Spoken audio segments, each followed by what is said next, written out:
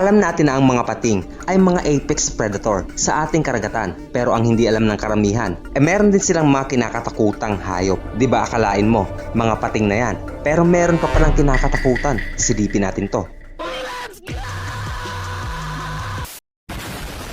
Sa video na ito makikita ang dalawang pating na kinukuhanan ng kamera. Mukhang ordinaryong pangyayari lang, pero maya maya ay nataranta ang isang pating at tila ba nagpagulong-gulong ito sa tubig. Konting segundo pa at ang pating ay nawalan na ng malay. Ang pating na ito ay inatake ng isang malaking nilalang na kumapit lang naman sa kanyang ulo para hindi ito makahinga, na suffocate ang apex predator. Ang hayop na ito ay sobrang bangis at brutal na tipong hindi man lang ito natakot sa pating. At ang nilalang na ito ay ang giant isopods. Sinakal niya ang pating hanggang sa mamatay para unti-unting kainin matapos mabawian ng buhay. Ang mga giant isopods ay isa lamang sa mga halimbawa ng mga halimaw na maaari natin makita o matagpuan sa kailaliman ng dagat. Maaari silang makita sa lalim na 500 hanggang 7,000 feet sa dagat. Yan ay lalim na hindi na kayang abutin ng mga divers. Minsan ang mga hayop na ito ay nahuhuli ng mga mangingisda at minsan naman ay nahahagip sila ng mga deep sea camera. Pero magugulat ka na hindi pa pala masyadong napapag-aralan ang mga hayop na ito hanggang sa ngayon. Pinapaniwalaan kasi na ang mga hayop na ito ay mga walang dalang panganib at mga scavenger lamang na nag-aabang ng kung anong patay na hayop na mahulog sa pinakasahig ng dagat. Kaya pwede nating isipin na para silang janitor sa dagat. Pero isipin mo to,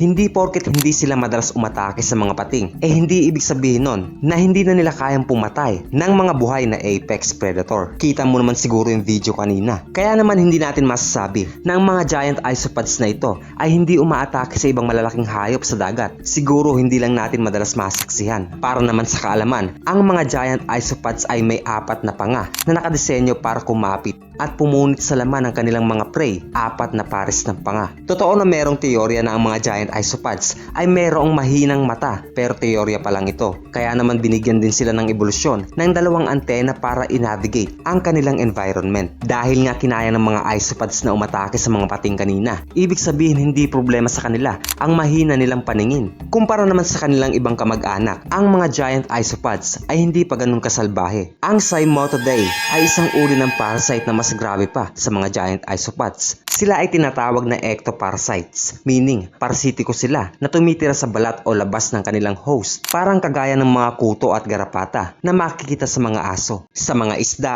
ito yung tinatawag na Cymotodea, at halos lahat ng isda ay inis na inis sa mga parasitiko na ito. Ang mga malilit na isopods na ito ay kumakapit sa balat ng isda at syempre sumisipsip ng dugo. Parang literal na garapata ito para sa kanila. Ang mga Cymotodea ay palipat-lipat lang ng host na isda hanggang sila ay mamatay. Pumipili ng mas malusog o mas masarap na isda. Ang pagkakaroon ng parasite kung ikaw ay nakatira sa ating dagat ay hindi naman talaga kakaiba dahil halos lahat ng nilalang sa dagat ay merong mga kasama na nakadikit sa kanilang katawan. Merong pag-aaral sa topic na ito at lumalabas na nasa 1/3 hanggang kalahati ng lahat ng isda sa mundo ay merong parasitiko sa kanilang balat. Minsan dose-dosena ang makikita sa isang isda lamang at mukha namang normal lang ito sa mga isda. Pero ito ang malala. Minsan ang mga parasitiko ay meron ding sariling parasitiko na nakakapit sa katawan nila. Halimbawa, ang parasite na copepod na ito ay nagkaroon pa ng maliliit na linta sa kanyang katawan. Baka nga yung mga linta ay meron ding sariling parasite na nakakapit, pero sa sobrang liit hindi lang natin makita.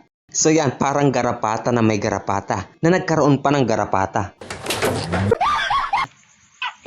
Bukod sa mga giant isopods, meron pang hayop na dapat mas katakutan ang mga pating natin sa dagat. Noong tagsibol taong 2017 sa San Francisco Bay, nasaksihan nila ang pagkamatay ng mga leopard sharks na inanod sa kanilang baybayin. But 6 sharks are dying off in droves in San Francisco Bay. And just today, this Buwan ng Abril, dose-dosenang leopard sharks ang namamatay at inaanod araw-araw sa kanilang beach. Base sa mga siyentipiko, umabot ng 1,000 pating ang nasaksiyang patay sa lugar. Leopard shark pa lang ang pinag-uusapan natin. May mga kasama pa itong namatay na ibang uri ng pating at daan-daang isda na parehas din nilang inanod na lang sa baybayin. Anong nangyari sa kanila?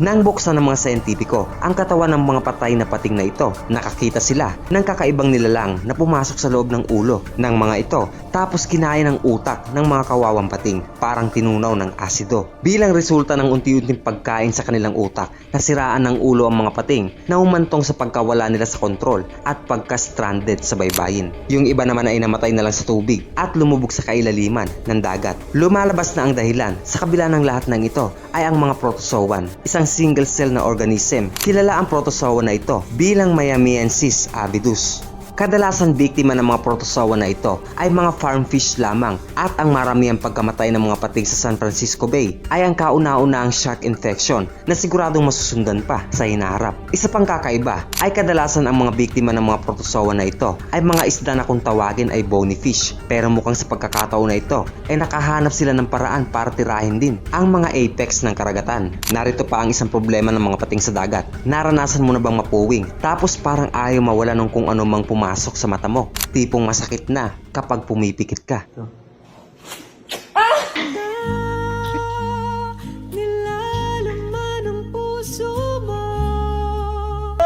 Pues alam na alam ng mga Greenland shark ang pakiramdam na ito. Hindi dahil sa buhangin na pumasok sa mata, kundi dahil sa hayop na tinatawag na Omatocoita elongate. Sila ay mga uri ng parasitiko na kumakapit sa mismong mata ng mga pating na ito. Siyempre naman ramdam nila yan. Lalabo ang paningin nila dahil sa mga parasite na ito. Pero mabuti na lang at hindi sila nakadepende sa paningin tuwing sila ay naghahanap ng pagkain. Kaya naman masasabi na medyo hindi naman delikado para sa kanila ang mga parasitiko na ito. Pero bakit nga ba sa mata dumidikit ang mga parasite na ito? Pues walang malinaw na sagot dyan, pero merong dalawang teorya. Una, ang mga balat kasi ng mga pating ay mahirap talagang kapitan para sa mga parasite dahil para itong liha kung tutuusin. Nakahawak ka na ba ng baby na pating? Magaspang ang kanilang mga balat kaya hindi ito basta-basta nadidikitan ng mga salot. Pangalawa naman ay dahil kapag sa mata sila kumapit, malaki ang tsansa na mag-respond agad ang immune system ng pating para pagalingin ang sugat, at dahil dito, mas maraming sustansya ang makukuha ng mga parasitiko. At dahil nga magaspang ang balat ng mga pating, sinasamantala naman ito ng mga maliliit na isda para mag-alis ng mga lumang kaliskis. So parang nagpapalit-balat din pala ang mga isda. Nakakabigla lang dahil nang madiscover ng mga scientifico ang bagay na ito, nagtataka din sila kasi pwedeng kainin ng pating ang mga makukulit na isda na ito na kiskis ng kiskis sa balat nila. Syempre pikon din ang mga pating pero minsan umiiwas na lang, pero mahirap din. Meron din namang mga hayop na walang pakialam sa reputasyon ng mga pating. Kung kilala silang nakakatakot sa dagat, walang paki ang mga leopard seal sa New Zealand sa bagay na yan.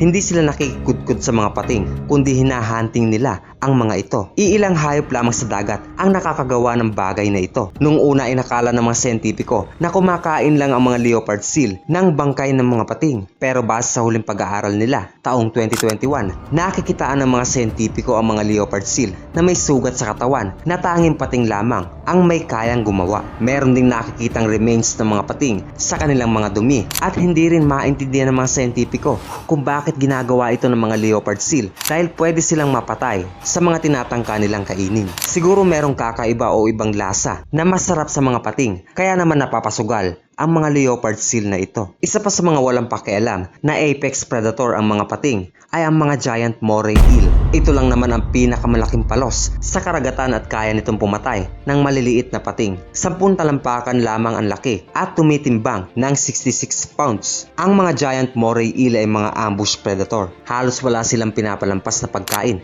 kapag dumadaan ito sa kanilang radar. Ang mga moray eel ay kakaiba din kumpara sa ibang palos. Bakit? Pues meron silang dalawang set ng panga, external at internal. Meron silang pangalawang bunganga na parang ahas din. Kinukuha nito ang hayop na kanilang nahuhuli para idiretso sa kanilang bodega. At ito naman yung kamukha niyan sa pelikula.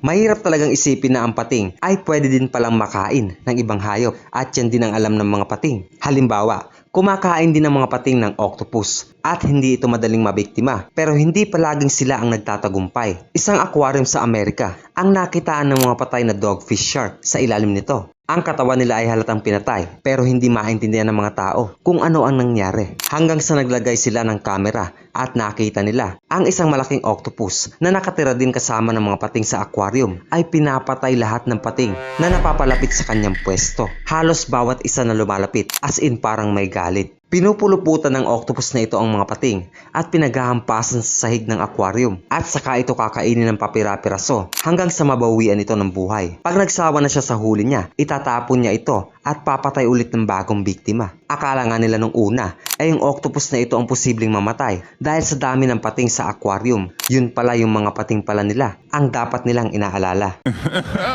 Bukod sa mga kalabang ito ng mga pating, meron pa silang masasabi natin na sadyang matinding kalaban sa dagat. Minsan hindi na hayop kundi ang tubig na mismo ang kanilang kalaban.